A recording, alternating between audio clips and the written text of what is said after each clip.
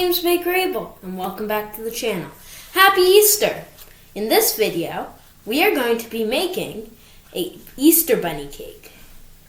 I have decided to use a white cake. I do not have a video on this, but I hope to make one soon. For your first step, you're going to want to cut a circular cake in half.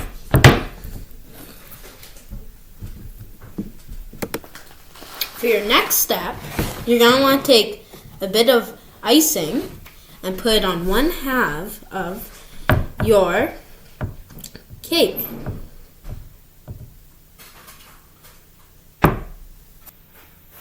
After you're done icing one half of your cake, you can then take the other half and set it on top, and then turn your cake so that it goes sideways. You're then going to want to cut a notch out about 1/3 of the way up the body. After you're done cutting your cake, you can then pull it out and set it on the rear of your bunny to form a little cute tail. Now that you've got your tail cut out, you can ice it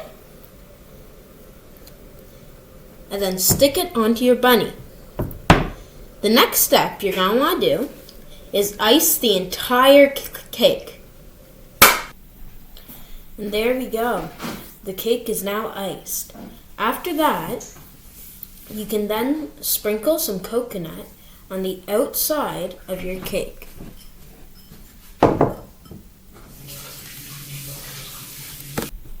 After you're done that, you can put in some green drops in a bowl of more coconut for the grass. You're going to want to put in enough green drops so that you get the right shade of green that you want. You're now going to want to sprinkle your grass all around the outside of your beautiful Easter bunny.